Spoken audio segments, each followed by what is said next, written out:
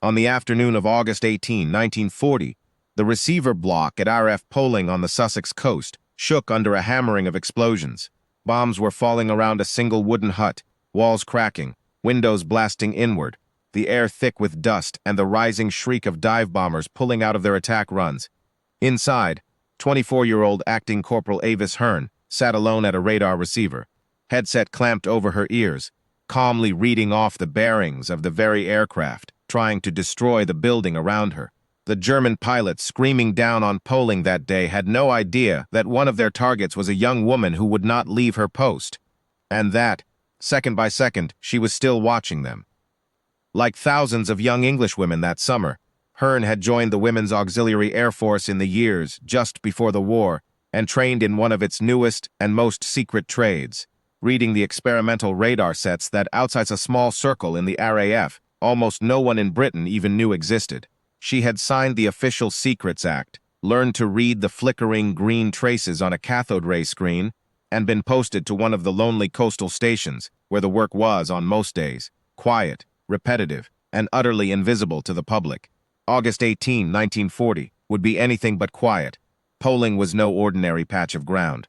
It was one of the chain-home radar stations, strung along Britain's coastline at the outbreak of the war, its steel transmitter towers rising as high as 350 feet, capable of detecting aircraft more than 100 miles out over the channel. Hearn's job was to sit at the cathode ray screen, track the echoes that represented incoming German formations, and pass their range, bearing, and height down a telephone line to Fighter Command. On a clear day, a raid forming up over Calais or Cherbourg appeared on her screen long before the bombers ever crossed the English coast. That early warning mattered, because Britain's entire strategy in the summer of 1940 rested on it. With France defeated and German invasion barges gathering in ports across the Channel, Hitler's planned invasion, Operation Sea Lion, depended on the Luftwaffe first clearing the RAF from the skies over southern England. Fighter Command, in turn, could not afford to keep squadrons aloft around the clock on the chance that a raid might appear. Pilots and aircraft would simply wear out long before any invasion fleet sailed.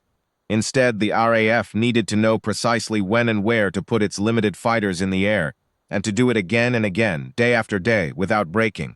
That single problem, how to see an enemy air force coming, and react to it in minutes rather than hours, was the problem radar, and the women who read it had been built to solve. What those Stuka pilots did not know, what most of the Luftwaffe never fully grasped, was how completely Britain had turned that early warning into a working system. Every report from Poling and the other coastal stations was telephoned to the filter room at RAF Fighter Command's headquarters at Bentley Priory. There, members of the Women's Auxiliary Air Force took the raw bearings, cross-checked them against sightings from the Royal Observer Corps, and turned a jumble of overlapping signals into single-numbered tracks on a vast map table. From that table, Group Headquarters passed the picture down to sector operations rooms, where more WAAF plotters pushed wooden markers across a gridded map as controllers picked the squadrons, gave the scramble order, and read pilots their headings, often with only minutes to spare before the enemy arrived overhead.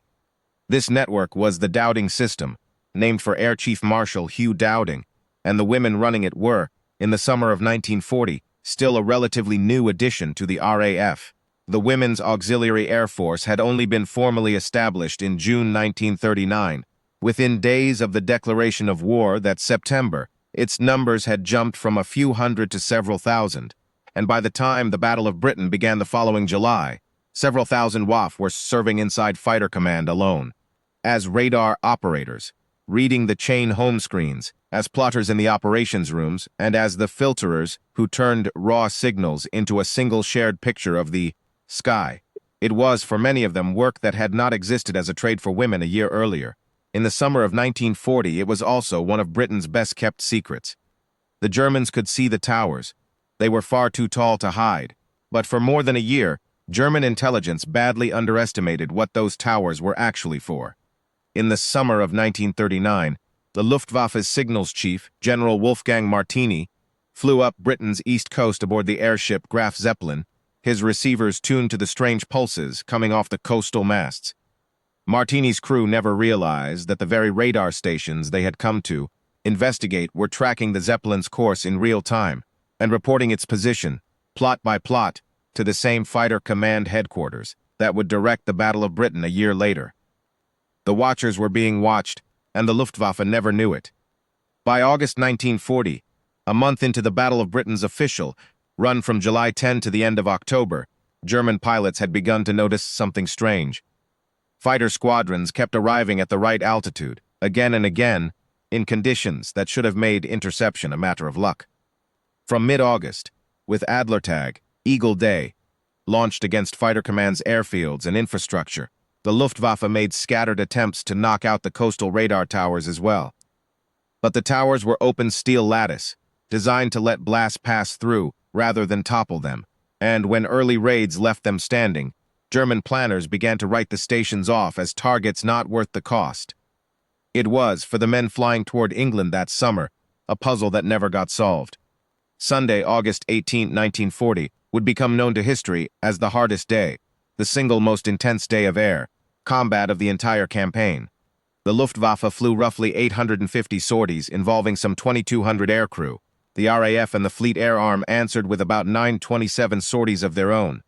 In the early afternoon, more than 100 Junkers Ju-87 Stuka dive bombers, drawn from Sturzkampfgeschwader 3 and 77, lifted off from forward airfields near Cherbourg with a heavy fighter escort. Their targets were the airfields at Gosport, Ford, and Thorney Island, and, assigned to one Stuka group, the Chain Home radar station at Poling. The dive bombers arrived with almost no warning for the men and women on the ground. Each Ju-87 carried a 550-pound bomb beneath its fuselage and smaller bombs under its wings. And as they tipped into their near-vertical dives, the air filled with the rising scream of their sirens. A sound designed deliberately to terrify anyone below. Most of Poling's staff took whatever cover they could find. By Hearn's own account, around 30 aircraft dropped roughly 90 bombs on the site that afternoon. The receiver block where she worked took the worst of it. Walls cracked, every window was blown out, and the noise, in her words, was terrific. Through all of it, she stayed at her set, reading the scope and passing what she saw down the line to headquarters. Years afterward, asked about that afternoon, Hearn brushed off any suggestion of heroism. She said simply that she never thought for one moment I was being brave. She had been trained for the job, she explained, and walking away when she was needed, most would have gone against everything that training meant. There was no audience for that decision in the moment, no officer standing over her, no camera. Somewhere down a telephone line, Fighter Command needed to know exactly what was happening at Poling, minute by minute, and she made sure they did. What unfolded in the skies that afternoon would prove just how much that mattered. Of the Stuka force committed to the hardest day's raids, the Geschwader that included the group sent against Poling, STG-77, lost 17 Ju-87s, its worst single day of the war up to that point. Across the single week from the 12th to the 18th of August, the Luftwaffe lost 41 Stukas in total, and by the end of the month, nearly a fifth of the entire dive bomber force thrown into the Channel battle had been destroyed. The aircraft that had spearheaded the Blitzkrieg through Poland, France, and the Low Countries had run headlong into fighters that kept finding it, raid after raid, with no warning of their own. The losses were severe enough that within days, Reichsmarschall Hermann Göring ordered the Ju-87 squadron from daylight operations over Britain. The weapon that had terrorized refugee columns and broken armies on the continent would not return to British skies in any number. It was sent instead to fronts where no fighters were waiting, and no screens were tracking its approach. The Stuka's fall did not come from one dramatic dogfight. It came because, station after station, operators kept the radar picture flowing, even while the enemy was trying to bomb that picture out of existence. And remarkably, the Luftwaffe never fully connected the dots. The towers at Poling had been hit hard, the receiver block wrecked, but within days a mobile radar unit hidden in nearby Angmering Woods closed the gap in coverage, and the station was effectively back in the fight. To German planners, it looked as though bombing Chain Home simply was not worth the cost. The towers kept standing, the gaps kept closing, the effort seemed wasted. They drew exactly the wrong lesson, the right one, that this chain of towers, and the operators reading their screens, was quietly steering the whole battle, went largely unrecognized for the rest of the war. For her conduct on August 18th, Avis Hearn was recommended for the Military Medal on September 5, 1940. The official citations stated that she had displayed courage and devotion to duty of the highest order, remaining at her post in a building that seemed ready to collapse around her, and continuing her work as far as the deafening noise would allow.